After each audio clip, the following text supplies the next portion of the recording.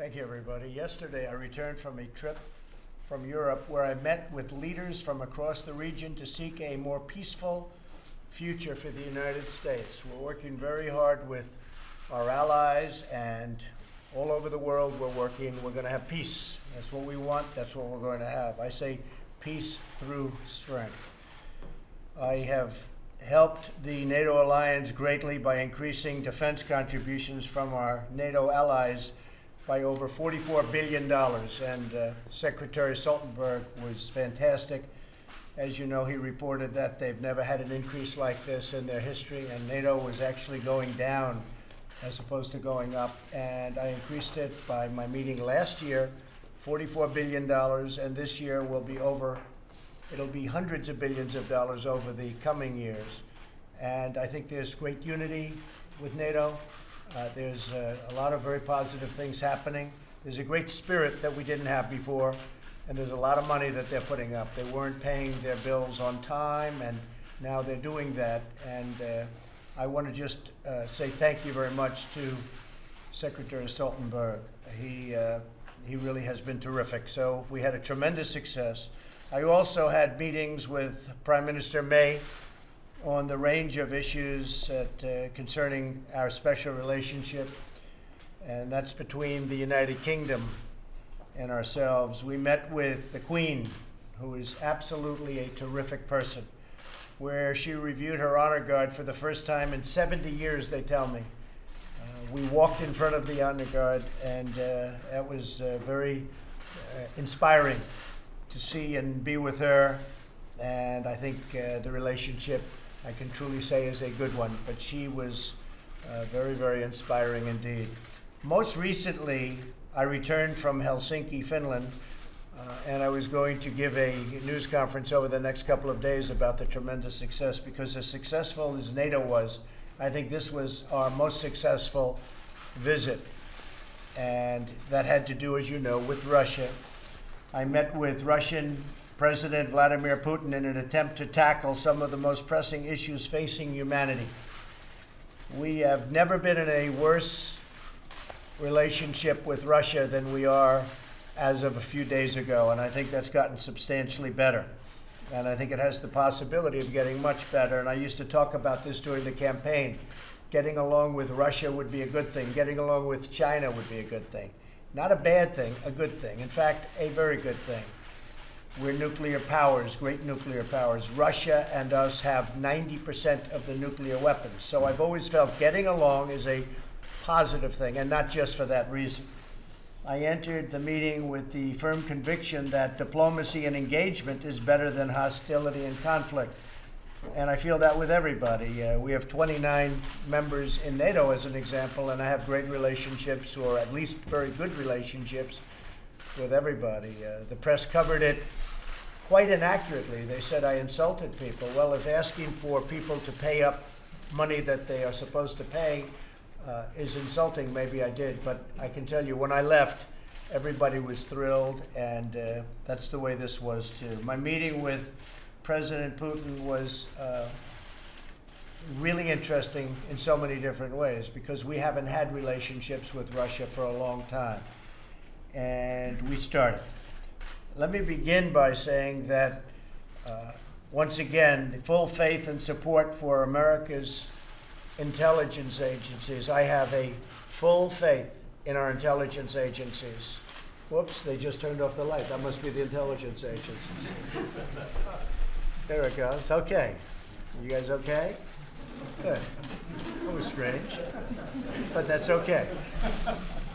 So I'll begin by stating that I have full faith and support for America's great intelligence agencies, always had.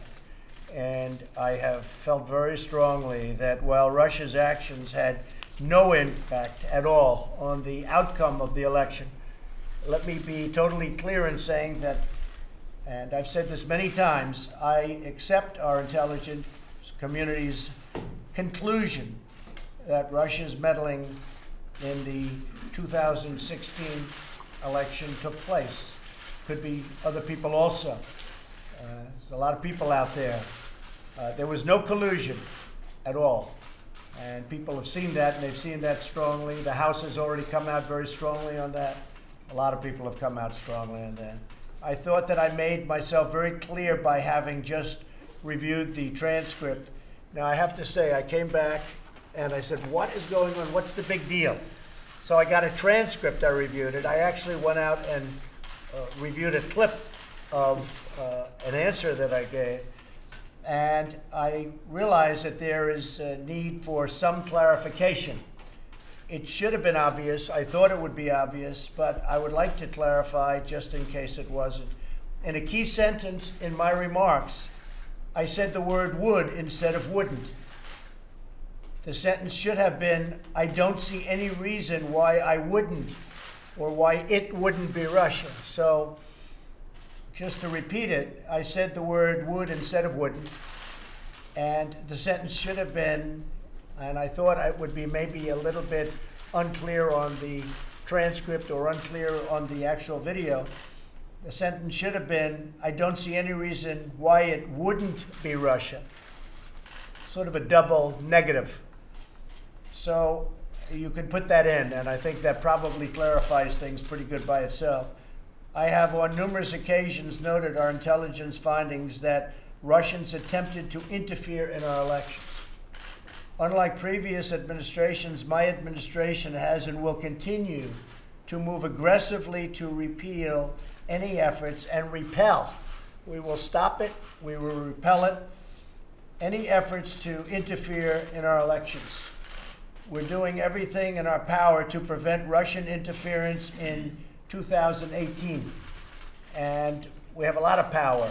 As you know, President Obama was given information just prior to the election, last election, 2016, and they decided not to do anything about it. The reason they decided that was pretty obvious to all. They thought Hillary Clinton was going to win the election, and they didn't think it was a big deal. When I won the election, they thought it was a very big deal, and all of a sudden they went into action, but it was a little bit late. So he was given that in sharp contrast to the way it should be. And President Obama, along with Brennan and Clapper and the whole group that you see on television now, probably getting paid a lot of money by your networks, they knew about Russia's attempt to interfere in the election in September, and they totally buried it. And as I said, they buried it because they thought that Hillary Clinton was going to win. Turned out it didn't happen that way. By contrast, my administration has taken a very firm stance. It's a very firm stance on a strong action. We're going to take strong action to secure our election systems and the process. Furthermore, as has been stated, and we've stated it previously and on many occasions, no collusion. Yesterday, we made significant progress toward addressing some of the worst conflicts on earth. So when I met with President Putin for about 2.5 hours, we talked about numerous things. And among those things are the problems that you see in the Middle East, where they're very much involved, we're very much involved. I entered the negotiations with President Putin from a position of tremendous strength. Our economy is booming, and our military is being funded $700 billion this year, $716 billion next year. It will be more powerful as a military than we've ever had before. President Putin and I addressed the range of issues, starting with the civil war in Syria and need for humanitarian aid and help for people in Syria. We also spoke of Iran and the need to halt the nuclear ambitions and the destabilizing activities taking place in Iran. As most of you know, we ended the Iran deal, which was one of the worst deals anyone could imagine, and that's had a major impact on Iran, and it's substantially weakened Iran, and we hope that at some point Iran will call us and we'll maybe make a new deal, or we maybe won't. But Iran is not the same country that it was 5 months ago, that I can tell you. They're no longer looking so much to the Mediterranean and the entire Middle East. They've got some big problems that they can solve probably much easier if they deal with us. So we'll see what happens. But we did discuss Iran. We discussed Israel and the security of Israel. And President Putin is very much involved now with us in a discussion with Bibi Netanyahu on working something out with surrounding Syria and specifically with regards to the security and long-term security of Israel. A major topic of discussion was North Korea and the need for it to remove its nuclear weapons. Russia has assured us of its support. President Putin said he agrees with me 100%, and they'll do whatever they have to do to try and make it happen. Discussions are ongoing, and they're going very, very well. We have no rush for speed. The sanctions are remaining. The hostages are back. There have been no tests. There have been no rockets going up for a period of 9 months. And I think the relationships are very good. So we'll see how that goes. We have no time limit. We have no speed limit. We're just going through the process. But the relationships are very good. President Putin is going to be involved in the sense that he is with us. He would like to see that happen. Perhaps the most important issue we discussed at our meeting prior to the press conference was the reduction of nuclear weapons throughout the world. The United States and Russia have 90%, as I said, and we can have a big impact. But nuclear weapons is, I think, the greatest threat of our world today. And they're a great nuclear power. We're a great nuclear power. We have to do something about nuclear. And so that was a matter that we discussed actually in great detail, and President Putin agrees with me. The matters we discussed are profound in their importance and have the potential to save millions of lives. I understand the many disagreements between our countries, but I also understand that dialogue in when you think about a dialogue with Russia or dialogue with other countries, but dialogue with Russia in this case, where we've had such poor relationships for so many years, dialogue is a very important thing, and it's a very good thing. So if we get along with them, great. If we don't get along with them, then we won't get along with them. But I think we have a very good chance of having some very positive things. I thought that the meeting that I had with President Putin was really strong. I think that they were willing to do things that, frankly, I wasn't sure whether or not they would be willing to do.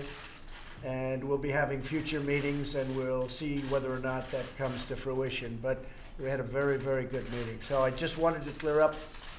I have the strongest respect for our intelligence agencies headed by my people. We have great people, whether it's Gina, or Dan Coates, or any of them. I mean, we have tremendous people, tremendous talent within the agencies. I think they're being guided properly, and we all want the same thing. We want success for our country. So with that, we're going to start a meeting now on tax reductions. We're going to be putting in a bill. Kevin Brady is with us, and I might ask Kevin just to say a couple of words about that, and then we'll get back onto a private meeting. But Kevin, could you maybe give just a brief discussion about what we'll be talking about? Yes, sir, Mr. President. Thank you for having members of the Ways and Means Committee here today. You know, peace through strength is foreign policy that works, and it works best when America has a strong economy and a strong military. Under your leadership, House and Senate Republicans are delivering on both of them.